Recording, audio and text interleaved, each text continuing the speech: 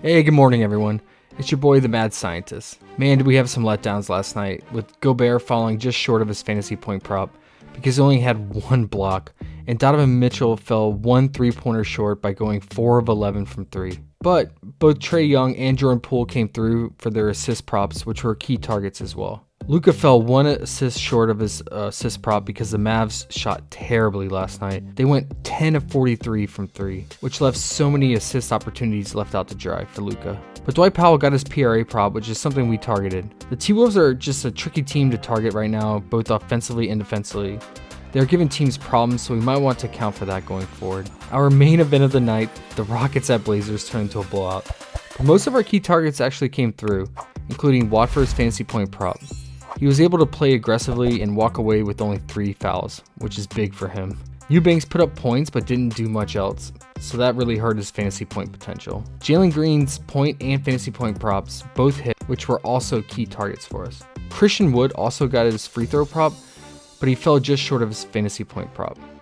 Watching that game, I noticed the starters for the Rockets did not play in the fourth quarter, besides a short 2-minute stint for Christian Wood.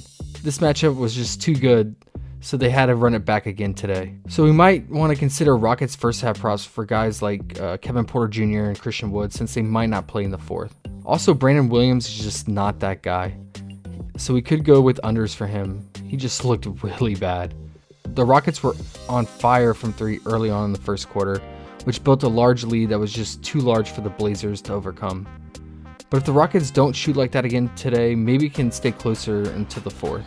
Also, Josh Christopher started the fourth and went off, which ruined any late comeback chances for the Blazers. Nonetheless, it was a lot of fun watching that one, trust me.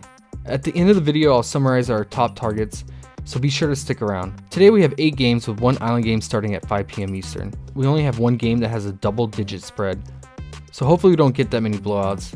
Let's get hunting. The Spurs at Pelicans has a 5-point spread and a 233 implied total.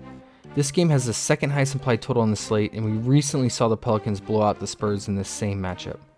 We might have the return of Brandon Ingram, which would make things very tricky on the Pelicans side because he eats up so much usage, and we don't know how many minutes he will play since he's been out for over 2 weeks. So we can't make any calls on the Pelicans side this early on, but if he is out though, then we could target McCollum's point or assist props. I also like J-Val's fantasy point prop in this matchup, as centers thrive against the Spurs. In that recent blowout, he had 32 fantasy points in just 21 minutes, so he would have crushed it if he got his full run. On the Spurs side, Vassell is questionable, and McDermott and Lonnie Walker remain out. If Vassell is out, then there's even more shot volume to go around for guys like DeJounte Murray and Keldon Johnson.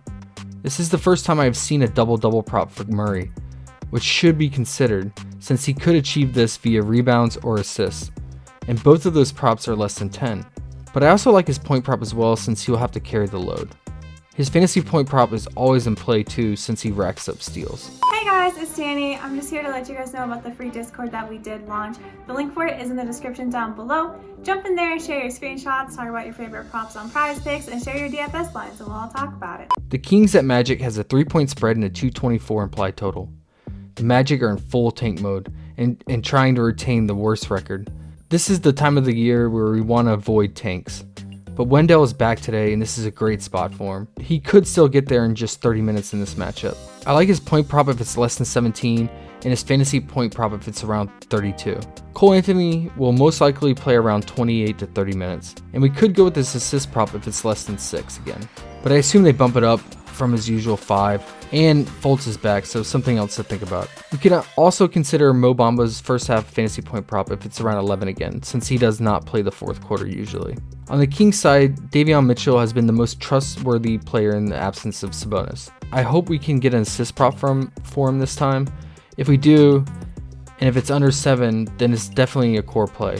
If we don't get it, then we can go to his fantasy point prop, since he will get stocks too. I think we will stay away from this volatile front court. It's just too hard to predict with the Kings. The Pacers at Raptors has a 9-point spread with a 227 implied total. This game has the second highest spread for good reason. The Raptors are getting healthy and starting to hit their stride as of late. OG is back, which improved the offense right away. Van Vliet's assist potential went up too, and Siakam's offense opened up from OG's return. This is a prime spot again for Siakam, as the Pacers front court is one of the worst. We just saw Metu have a career game, so I like Siakam's point or fantasy point props here. I could also get on his free throw prop if it's around 4, since the Pacers foul so much. With OG back in the mix, I will probably avoid other Raptors, but might consider Van Vliet's steal block if it's available, or his assist prop if it's around 5 or 6 again. We also need to wait on Gary Trent news. Brogdon is making his return, so I'm not a fan of the Pacers side.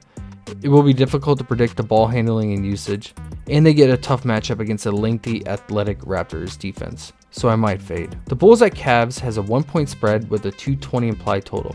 The Eastern Conference playoff race is tightening up, and the Cavs are only 1 game back from the Bulls for the 5th seed. DeRozan is back, but I still like Vooch in this matchup as the Cavs continue to bleed points to centers lately, so I will target Vooch's 17.5 point prop. Also, the Cavs are giving up the second most rebounds to centers over the last 10 games, and that's Vooch's forte, so we could consider that as well. But I might just encompass all of his stats by going with this fantasy point prop if it's less than 38. I'm staying away from prop enemy number 1 Caruso, unless we get a steal block prop for him due to Garland's propensity to turn the ball over. On the Cavs side, I will keep going back to Garland assists well, especially since it's under 10. His point and fantasy point props are always in play, but I like the idea of pairing his assist prop with Markkanen's 15.5 point prop. It's a revenge game for him and a great matchup. He dropped 28 points on them earlier this year, but you always have to worry about Kevin Love waiting in the wing to vulture his minutes and potential.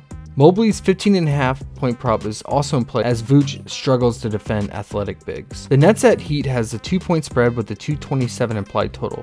This could be a playoff series preview, and the Nets are fully healthy for this matchup with the return of Curry and Dragic. Kyrie and KD are walking buckets, so we can always go to their point props. I will definitely look for Kyrie's 3-point prop due to the Heat's funnel defense. The Heat are barely holding on to the number 1 seed, so this game is very important for them as the Bucks and 76ers are only a half game back, and the Celtics are only 1 game back. So we can definitely look to Jimmy Butler for his fantasy point prop, but he will have his hands full with KD. He had a great game last night, so maybe he keeps it up in this important competitive playoff-like atmosphere, especially if Hero is out again. The Bucks at Grizzlies has a 1-point spread with a 238 implied total. This game has the highest implied total and should be the fastest one on the slate as both teams are top 10 in pace. Morant is out again, so we know what that means. We get a stingy Grizzlies defense. Also, Drew Holiday is ruled out, but Middleton is returning, so he will be a primary target for his point prop, especially if Giannis is ruled out. Middleton's assist prop might also be in play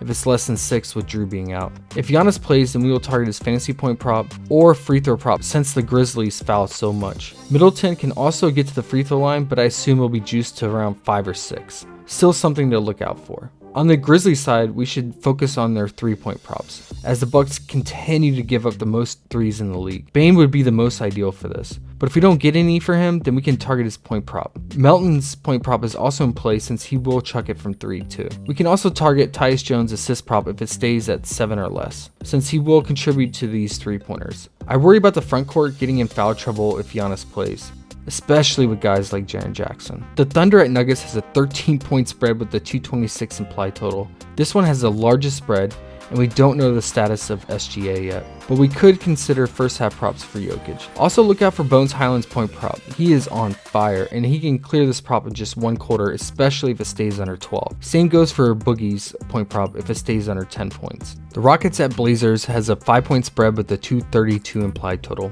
We get part 2 of this amazing matchup. It was painful, yet fun to watch last night, so I'm glad we get to enjoy it again today. I would not be surprised if the Rockets rest one of their starters, so we need to watch out for that. But if we get a full roster again, then we can go right back to Jalen Green's point prop. He was very effective offensively. Schroeder and Christopher are eating into KPJ's minutes, which makes me concerned about his potential. Christian Wood let us down for his fantasy point prop, like I said, but the ceiling is there again today. Watford tried putting the team on his back, as he was doing everything to fill the stat line. I assume his fantasy point prop might be a little juice, but I would definitely consider it again. Eubanks and McLemore's point props are on play again if they both stay under 15. All the other guys like Ellaby are just too volatile in my opinion. So let's recap our favorite targets. First would be Memphis 3-point props or Bane's point props, depending on what we get. Second would be Middleton's point or assist props. Number 3 would be Garland's 9.5 assist prop paired with Markkanen's or Mobley's 15.5 point props. Fourth would be Vooch's 17.5 point or fantasy point props if it's less than 38. Fifth would be Bones Highland's point prop if it stays around 12. And lastly, we could consider DeJounte Murray's double-double prop. This slate has potential since most of the games have small spreads and carry a lot of playoff seeding implications. And most importantly, we get the Rockets and Blazers part 2. Can't wait to watch it. But please hit that like button. It really helps and we always appreciate it. And subscribe if you're not part of this really chill, fun team yet. We celebrate the wins and feel the pain together. As always, best of luck everyone. I hope you crush it. Take care.